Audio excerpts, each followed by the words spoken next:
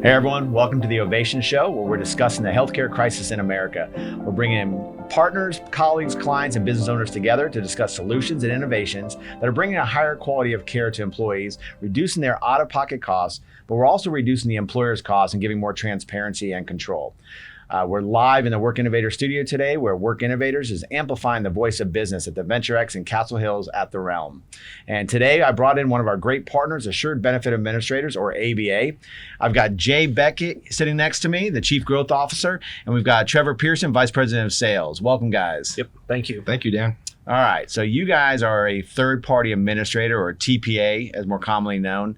But we work with a lot of employers that maybe are coming off a fully insured plan. And again, we preach a lot about alternate funding solutions, level funded plans, even self-funding. One of the pieces that always comes in, of course, is the TPA, a very important piece, but most employers, especially in a fully insured, they don't even know what that is, and we have to discuss that. So, Trevor, can you elaborate on really what is a TPA? What does a third-party administrator do in a health plan? Yeah, sure. So, a TPA, or a third-party administrator, is really the glue that kind of brings all the different pieces of a health plan together. So when you look at a health plan, you've got the administrator of the plan, which is Assured Benefits or whatever TPA is on the health plan. You've got the insurance carrier, or the stop-loss carrier, which is backing those larger claims, paying for those larger claims on a health plan.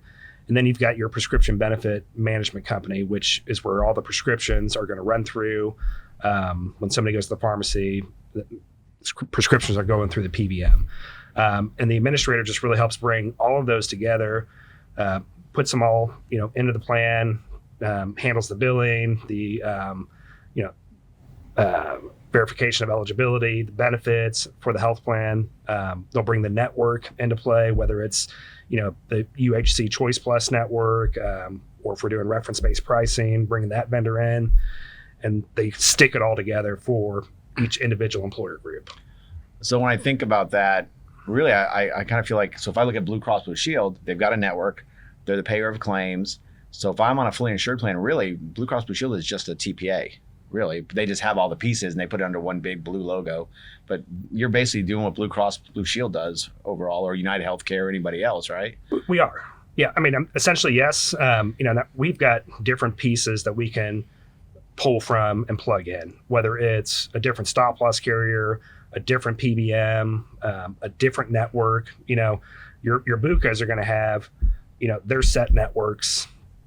It's their insurance company that's backing the claims. It's their prescription benefit management company.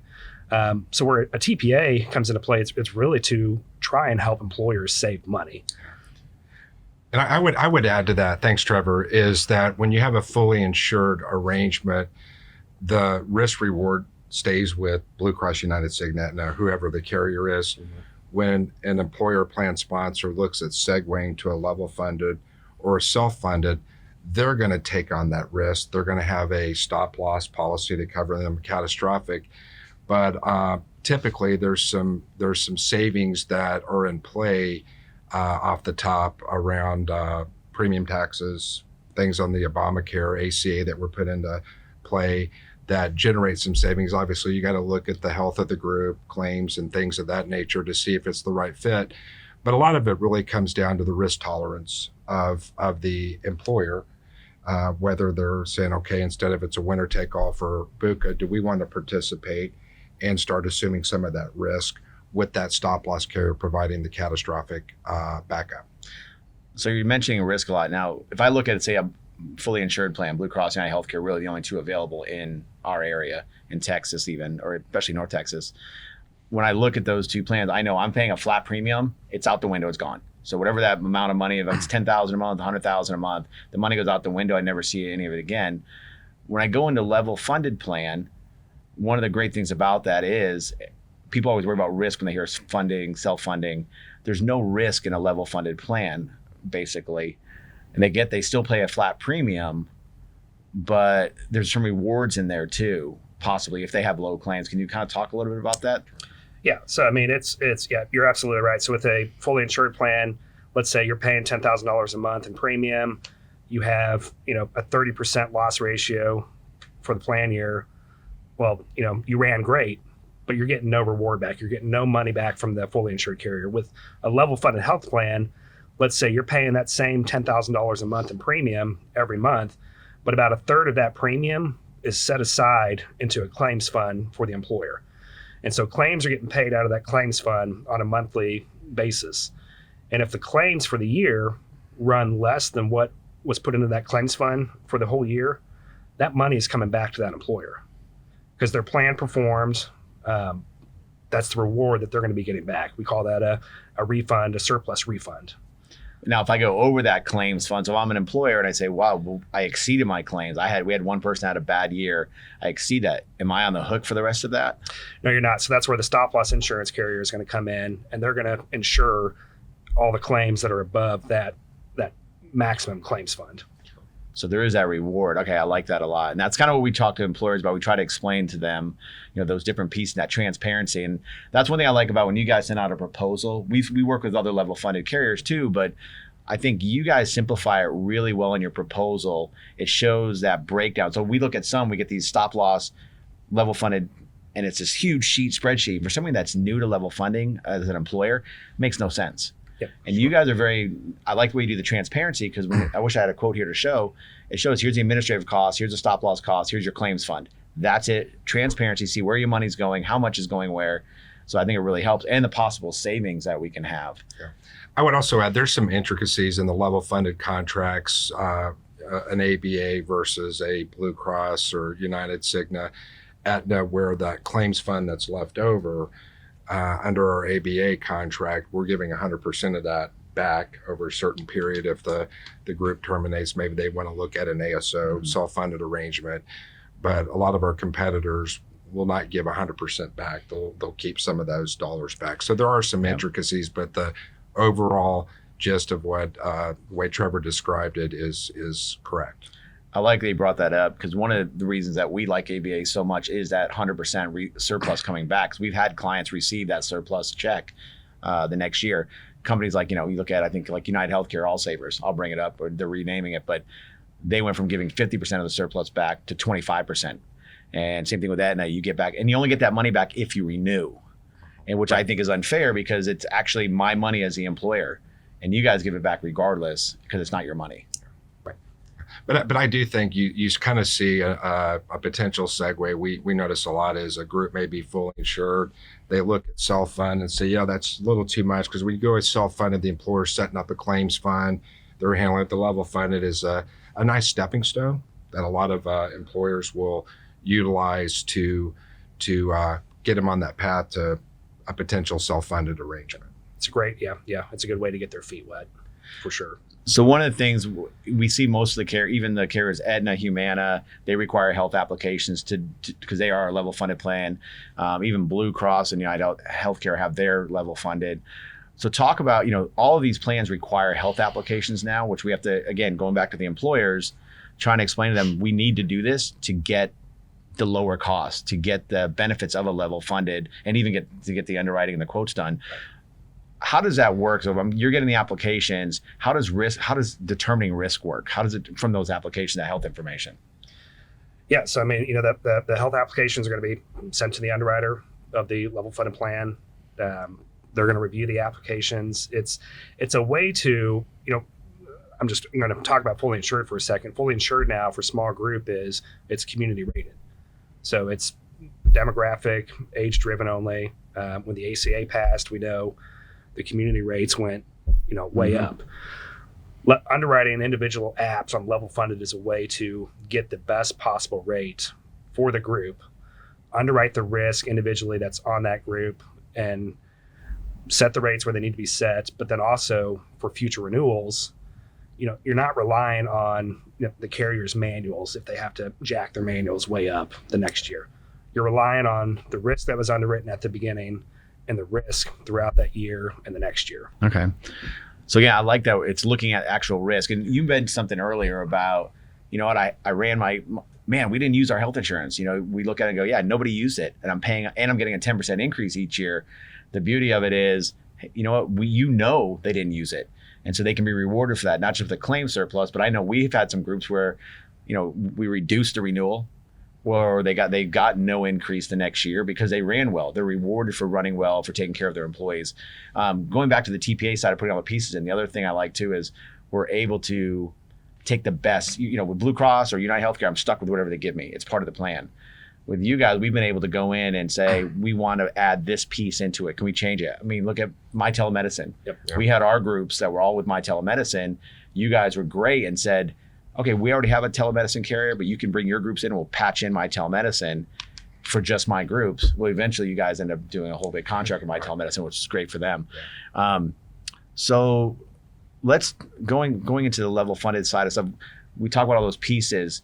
Maybe Jay, you can talk a little bit about, I guess, the network side of stuff. Because again, people look at the card, they say ABA, they want that comfort level of a logo. So how do you guys handle that? Yeah, and if you don't mind, Dan, I'd like to, I think to answer that question, like kind of tell you how ABA came up and how we're able to bring various options. Our three main tenets that we focus on is flexibility, innovation, accountability for our clients. And as an independent TPA, what you're finding out there is a lot of independent TPAs are getting absorbed by a UMR, a Meritain. UMR is owned by United, Meritain, Aetna. You've got 90 Degrees, which is Blue Cross of Alabama, which has made 3 to 4 acquisitions in Texas over the past 2 years. So the independent TPA say it's going the way of the dinosaur, excuse me, but it's the choices have become limited, but we still pride ourselves on that flexibility, innovation, accountability. And aside from ABA, we also have affiliated companies. We've built our organization to really focus on those tenets. So aside from paying claims, which is ABA, we also have our own proprietary network, which is the IMS network. We have our own MGU, which helps out around the stop loss, especially on the level funded and other realms. We have our own PBM, and then we also have an international company. So we are a family-owned company, no private equity, VC, started in El Paso. Excuse me. It's kind of interesting how we got in the international space is having that IMS network domestically. The Rendell family, who were in El Paso, we've since moved the headquarters to Dallas about 10 years ago, had people coming in from Mexico getting care at local facilities in El Paso, and they go to Mr. Rendell and say, hey, can you help me on negotiating these bills? So that's kind of the segue into the international. But we've been around since the 80s. And like I said, I'll go back to your question, Dan, pride ourselves. So we can go to an employer and say, do we want to look at direct contracting is kind of in vogue now, where you go direct contract with providers or a system. Mm-hmm. And typically there's the system will look at it as, okay, if I'm going to reduce my pricing, what's the volume increase? So it's called a narrow network. We like to call it a purpose-built network. We have the ability to do reference-based pricing. One of our major partners there is ClaimDoc. Yep. And so do a lot with them. And then we also have the ability to do a national network. So have access to PHCS, have access to Cigna. We're really proud we have access to UHC, their Choice Plus network, which really gives us the ability to go in and take those networks and say, okay, what do we plug and play from point solutions? Like some brokers and employers may say, I like this PBM. Some may say, I like this care management or disease management company. You mentioned telemedicine. They may like this vendor or that vendor. So it really gives us the ability to say, okay, let's customize a plan for the broker and their client, the employer plan sponsor, to generate the most value. And I like to keep healthcare simple. And essentially employers are looking for 3 things from their health plan. They want cost containment. They like to have certainty, especially the CFO. They don't like to see this. They like to say, okay, can I budget ahead and know what my health spend is going to be? And the last thing, which is really near and dear to the HR, is the member experience. Yep. So I think I like where you said simplicity and flexibility, because that is one reason actually that I really like working with ABA. And our clients do as well, because we have been able to go in and, first of all, the presentations are very simple and easy to understand for an employer new to level funding, self-funding. But being able to be flexible and change, we've done it. Oh, well, they don't like that copay. Let's change that. They don't like that deductible. Let's change it. They want a different network. Let's change it. They don't want the network. We're going to go RBP. So having that flexibility, and you guys are great at doing that. I think that's one of the things that we really like. But you brought up RBP, you brought up networks.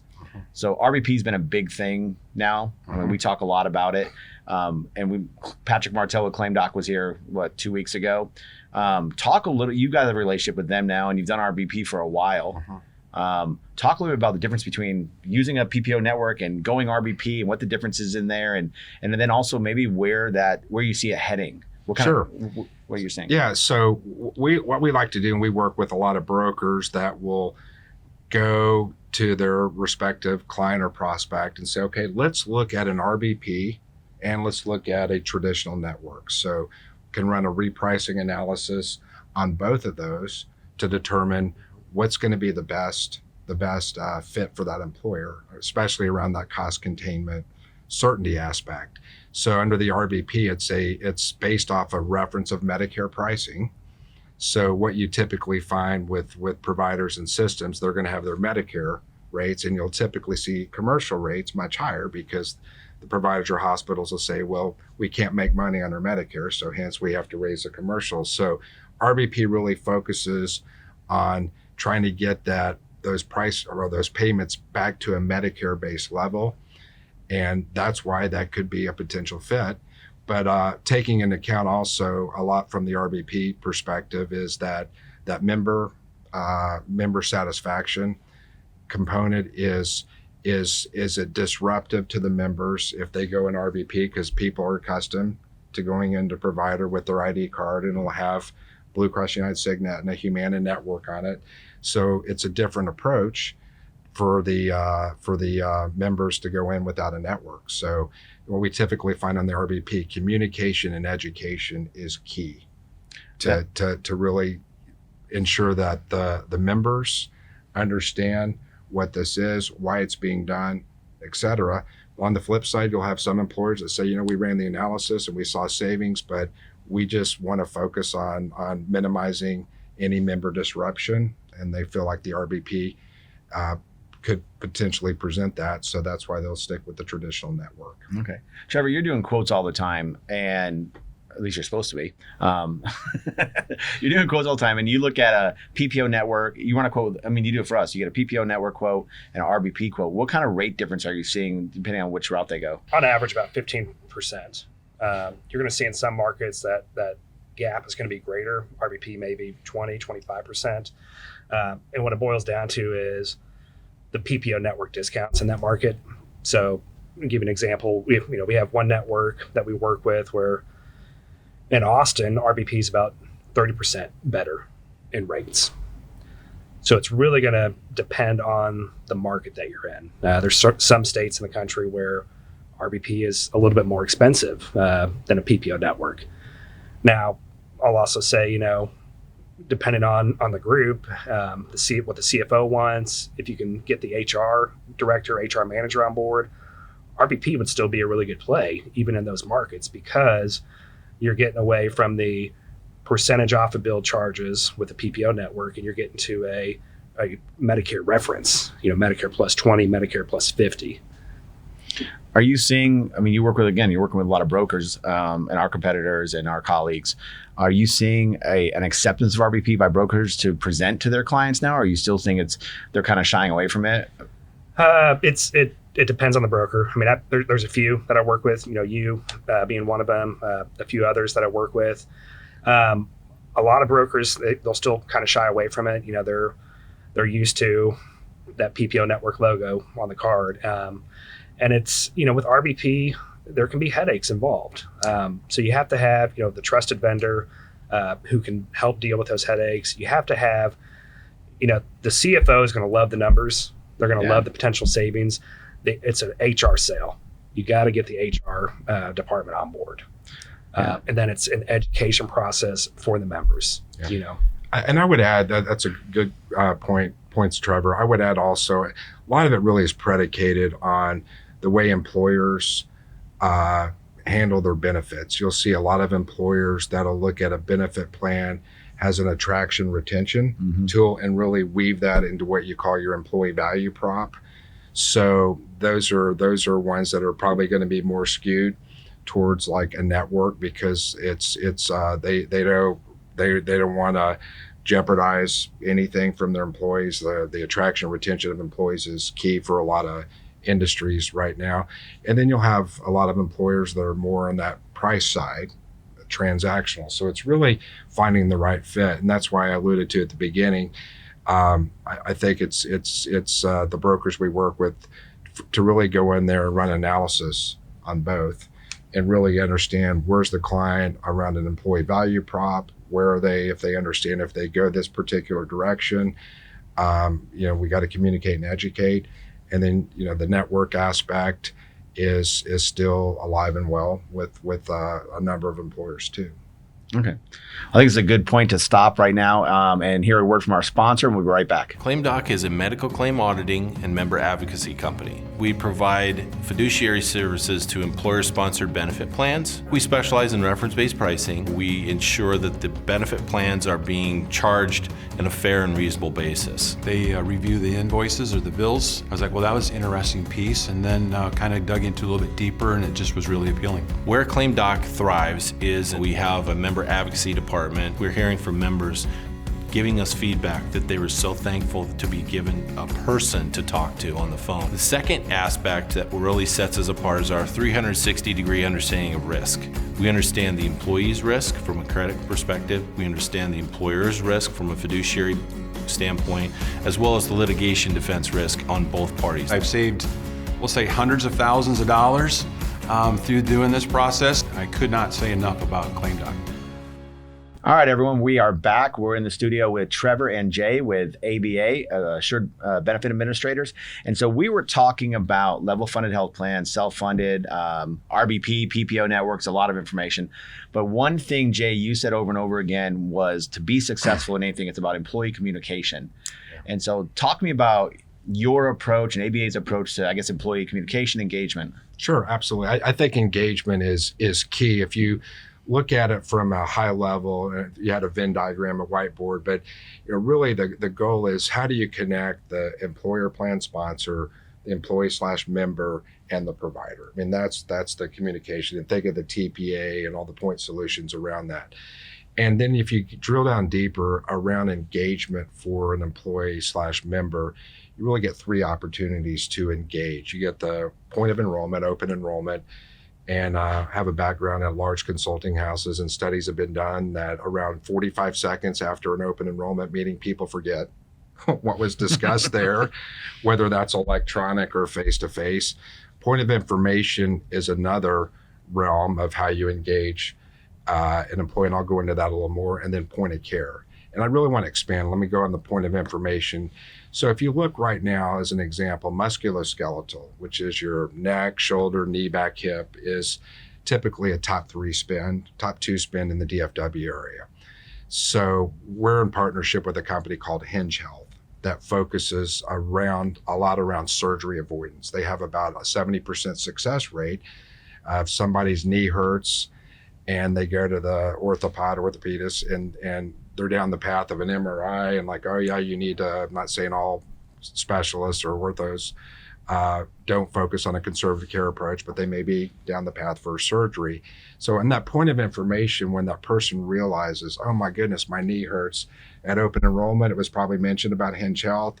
Hinge Health has been sending out information vis-a-vis their HR department for the employer on that informational stage, but the member's knee hurts and they forget. If they go the Hinge Health path, typically Hinge has a $0 cost because the employer realizes the savings there versus going down the path. So that's why it's important to really communicate, educate, and get those right solutions. We have a really good approach around engagement is with the platform that we're rolling out. We're really excited about that's through a company called HealthJoy that's really going to help out around capturing those people in that point of information. The last thing I'll say is point of care. So if you look at the point of care, that's typically way I want to look at that is back to my example of the person's knee hurts. So they go and we run a nightly claims feed. So we're going to be able to go in there in conjunction with our partners, HealthJoy, et cetera, and determine like, oh, Dan, use your example, went in to have his knee looked at, and they may be down the path already where you need to go get an MRI and this or that. is to what we call intercept, try to engage that member then to say, hey, do you realize you have Hinge Health, in this example around MSK, and if you go this path, it's a minimal or $0 out-of-pocket cost for you to try that. And like I said, there's a 70% success rate around engagement. And you could even use the similar things with our informatics company we're looking at is trying to identify when people may be, down the path of oncology, congestive heart failure, things of that nature, some of your high dollar claims, is how do we intercept and get them associated with a prime or specialist that can go in there and do things, that can go in there and intercept from that realm. So around that point of care also is even around pre-certification. So catching someone, typically it's around 72 hours after something that's pre-certed before they go in to have a surgical event, is really going in then and trying to get with that employee or member them to say, listen, I know you're going to this respective facility. Let's say it's in the UHC or in a network. There's other options within that network that are going to be same quality, much lower cost. And you're even seeing employers now get really specific around their plan design on promoting financial incentives for their employees, whether it's inside a network or outside a network, to really ensure that they're going to the proper venue that's going to go back to that cost containment. You're talking a lot about, in employee engagement. So it sounds to me, if I'm an HR person, man, it sounds like a lot of work for me. You're like adding all this work on my plate. I'm sitting there going, all right, I'm already going into a whole new realm of level funded or something I don't know what's going on. Yeah. Now I got all this added work on it. So how do you work with the HR to put in this innovation and do these things and make it easy for them? Well, we're using what would you call like sticks and stone tablets? I'm kidding. We're automated around that. I mean, it's really is to go in there and say, how do we automate this as much as possible? With the Health Joy per se is that there's a lot around the technology front, around texting, emails, but they also have that personal touch. Our goal is to remove as much from that HR's desk or HR's phone line so that the members are in our ecosystem, and our number one priority is to look out for the member and for the employer, and to ensure that we're providing top-notch customer service, getting in the right venue, right doctor, right place, right time, right cost. So we really focus a lot, and that's part of when we meet with the HR people vis-a-vis the brokers, is to talk about how our approach is automated, how our goal is to remove any of these phone calls where people say, I don't understand my benefits or this or that. You brought up something about looking out for the employer. And I think that a key point we bring up a lot when we're talking to people is when you look at the BUCAs, you look at the Blue Cross, United Healthcare, Cigna, et cetera, their number one thing is they're there to make money. They're there to make profit. They sit in there, they have to answer to board of directors every year and show profit. And they make that profit in a million different ways. When you work with an independent TPA, basically you're paid just on a flat fee for services. I mean, so your job is, hey, we're getting a fee for what we do. We're not profiting on pharmacy. We're not profiting on the health plans giving, where you're getting care. We're there to make sure you get, as you said, get the right care at the right place at the right time and oversee all of that. So, I mean, I think you have that fiduciary responsibility, I guess. Yeah, absolutely. I'm glad you mentioned pharmacy because I'd like to kind of chime in on that. So we launched our own PBM Veris RX. And one of the major reasons we did is we're finding the traditional PBM model that has the rebate components.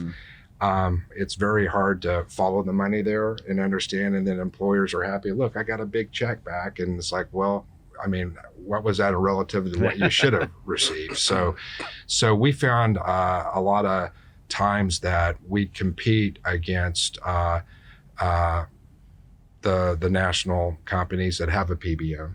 You look at CVS, Aetna, obviously ESI and Cigna merged too, that they're using those rebate fees to lower their admin cost.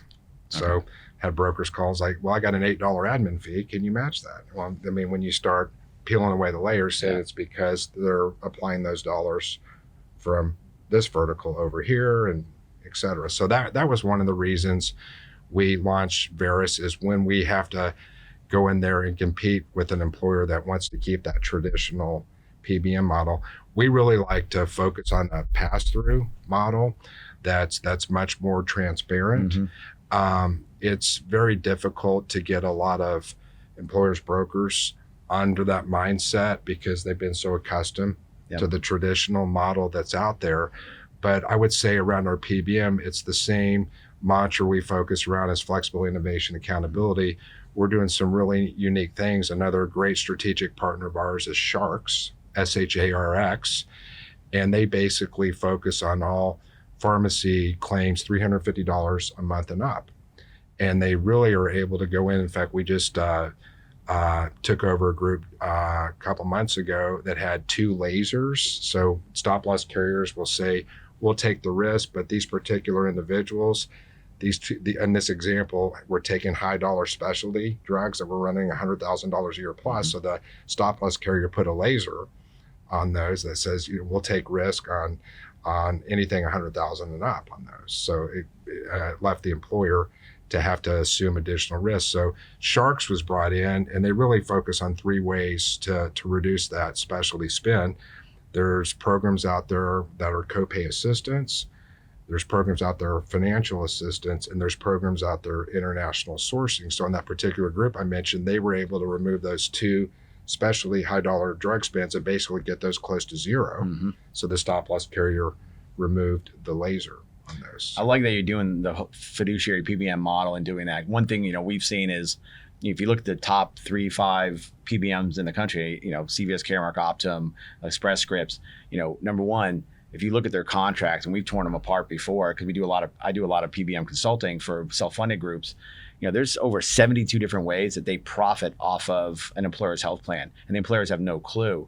And when you strip those away and get into just a straight pass-through fee-for-service model, this much per script, suddenly we see the employers, one, their pharmacy costs are lowering. We always say we can save about 40% off the pharmacy by going into a fiduciary pass-through, using things like Sharks.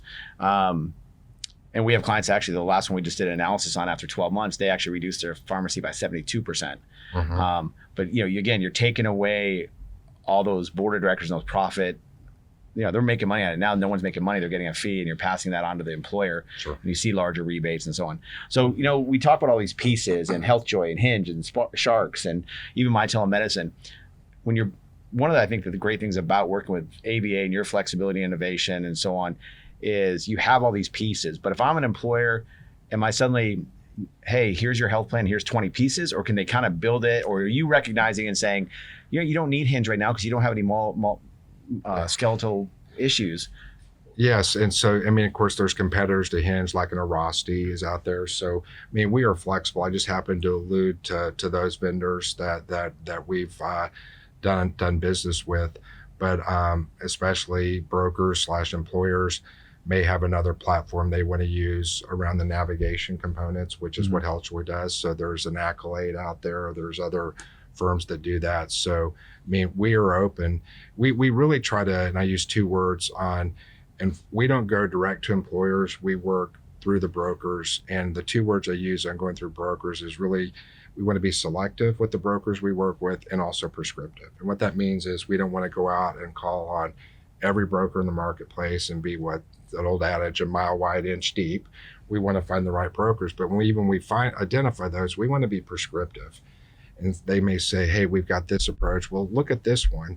And then we determine doesn't mean we have to go our approach, but at least let's talk through it and what's going to be best for the client. You mentioned the HR, what's going to eliminate the noise from the HR, what's going to give it the best ability for the plan to save money, things like that. So, and the other thing I'll talk about outside, I didn't mean to jump around here, is I think it's getting a lot of traction in the market is the captive space too. And we are wired in with a number of captives. One we've had some success with is Everlong. Okay. And Everlong has a model similar to ours, where it's a PEPM transparent model. So a lot of captives out there will say, you got to put this reinsurer in, you got to put this disease management, care management company in, this PBM, et cetera, and they get paid off those. But the Everlong approach we found is very, very been very beneficial. In fact, that group I mentioned to on the lasers removed, that happened to be through the Everlong. captive. But like I said, the brokers will work with the Paretos and other captives of the world, and we're wired in with those too. But that's part of that prescriptive, is to sit down with the broker and say, okay, I know you like this path. Here's a path we have.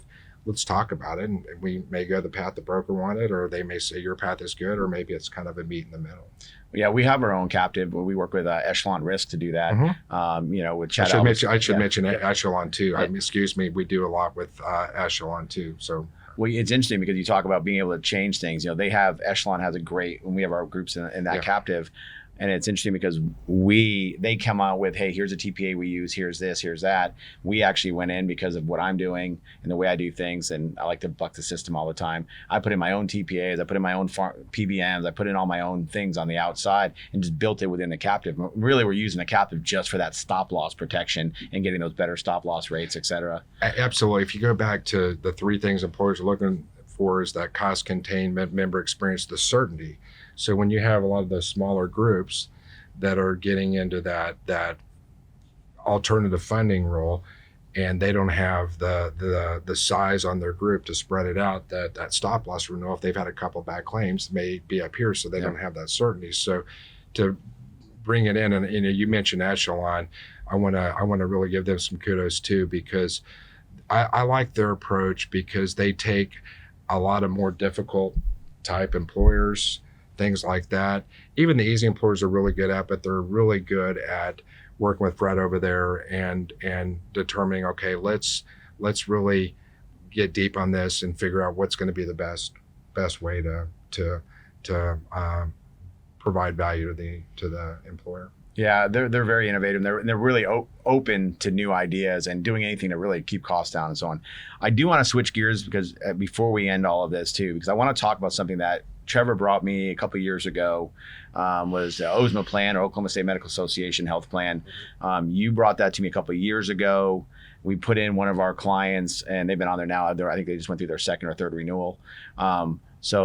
And this is it's a health plan that's been around for a long time in Oklahoma, geared towards the healthcare providers. Can you talk a little bit about what that plan is and how that works?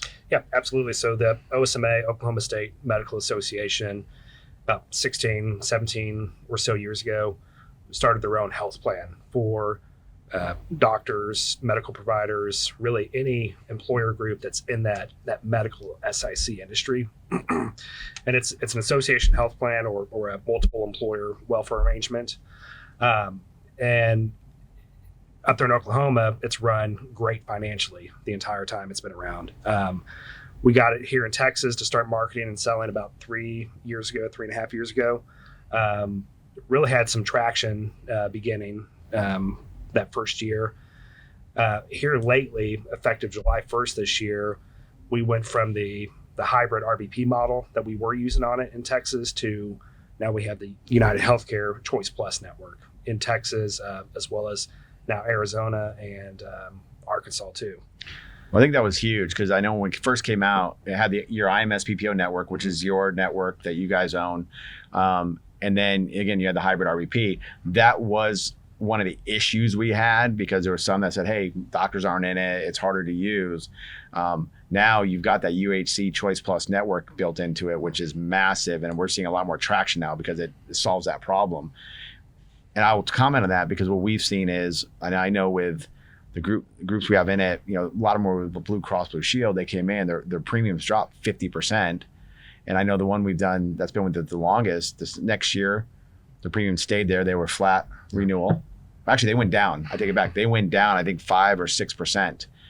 And then this past year, I think they got a few percentage increase. They're still under where they were 3 years ago. So the plan obviously works. It's running great. They got that new network in there. So I definitely, I think if they're in that healthcare space, like I said, this should be an option that everyone should be looking at. Yeah, and I would add association plans. Everyone thinks in general, like, let's bring a number of lives together and we'll use that as negotiating power. But you typically see a lot of, I've dealt with a lot of association plans in my past, they get into that death spiral. Yep. And what OSMA is really rigid about is you got to be in the medical type profession. So it doesn't mean you have to be a doctor. You could be in the consulting, you could be a vet, you could be a janitorial service for healthcare. So you at least have that common thread. And it really ties in more from a culture I mean, that you're looking for, we're going to focus on this industry that's got that healthcare component, but they also put some parameters in there on it's not, I want to say it's rigid, you got options, but around the plan designs and around like how they underwrite to ensure the integrity of that plan for the long haul. And I think it's kudos to them to have an association plan that's got great surplus and has been around that long is impressive. Yeah, I'd also add, they've done some innovative things over the years where like no cost surgeries. So, on OSMA you've got 5 health plans to choose from. 3 are kind of your traditional copay plans, and then you've got 2 HSA eligible plans. Well, you've got the Surgery Center of Oklahoma up in Oklahoma City. We've got the NTTC Surgery Center in Mesquite now. The Free Market, Texas Free Market Surgery Center in Austin, all contracted with OSMA to where if you're on one of these 3 copay plans, you can go to one of these facilities to have your surgery done, and you don't pay anything out of pocket. Yep. It's all bundled from the facility, the surgeon fees, anesthesia fees.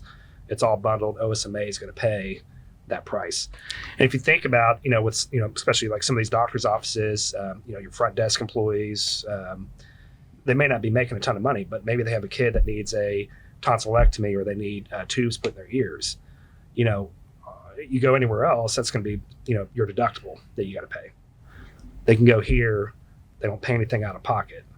I think you brought up Surgery Center Oklahoma because we've talked about that for a long time in our mastermind group as a next gen benefit strategy, because we're able to send employees there for, I think they were kind of the founder of bundled pricing, where you can go in and say, hey, you can go to a hospital and have all these charges stacked up and you get this bill that's 4 pages long.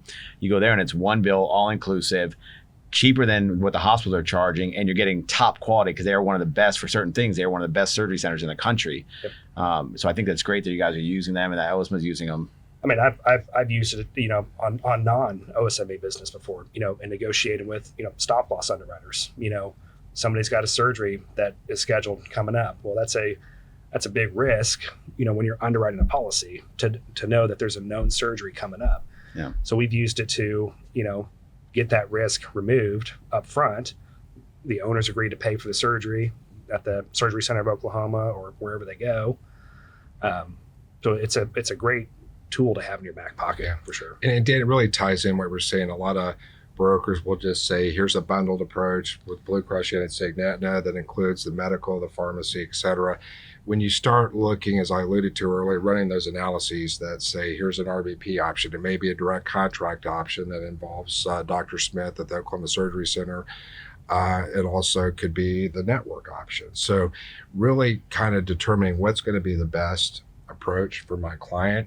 And then whatever way you decide to go, that's where ABA comes in and says, okay, let's bring the right solutions integrated in there, keeping in mind the whole HR component, the member experience, et cetera.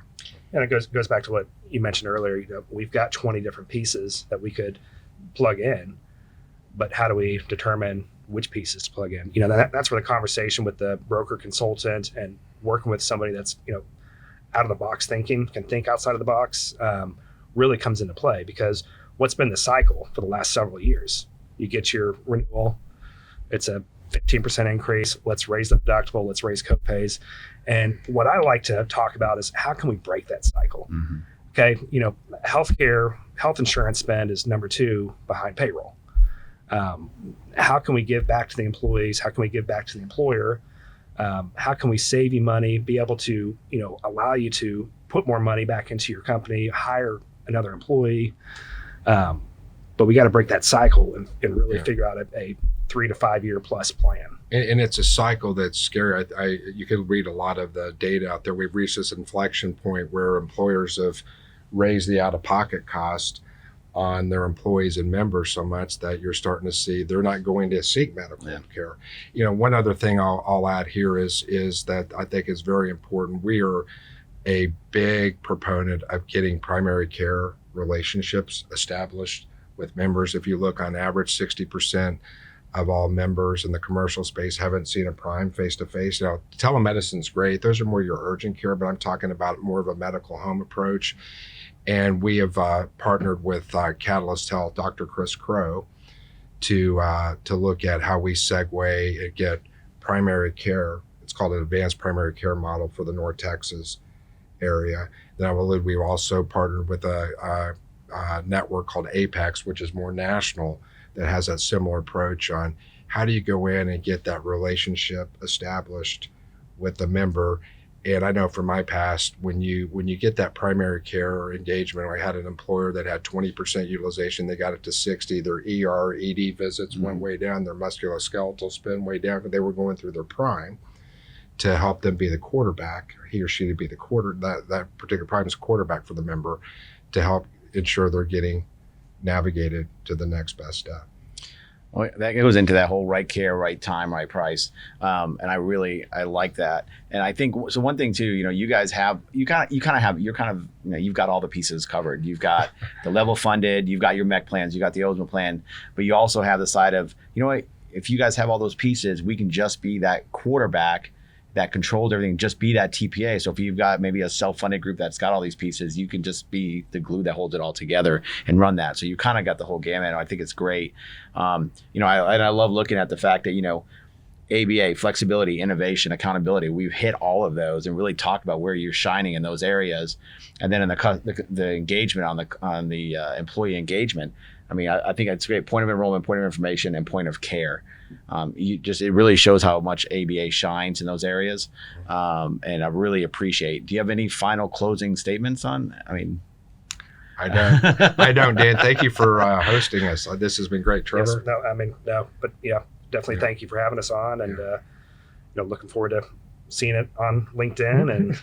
And so, well, it's great. As I said, everyone, ABA is a real great partner of ours. And so definitely if you're an employer, you're looking for those level funded solutions, MEC solutions, or if you're a healthcare provider and you really want to look at that, maybe the OSMO plan that brings in some real solid savings with greater care. In fact, I will mention, Jay mentioned, and so did Trevor, you're in this nosedive right now. You're getting increases every year. You're taking benefits away from the employee. This is an opportunity where you can start controlling your benefits, bringing costs back, putting the benefit for the employee back into benefits. So really, I want to thank you guys for coming on. Appreciate it. And we want to give special thanks to our sponsors, Craig Shelley, Luxury Watches of Beverly Hills, Success North Dallas, where Bill Wallace has been connecting people for over 30 years. And of course, Work Innovators, where they're amplifying the voice of business. Thanks, guys, and we'll see you next time. thank you. Thanks.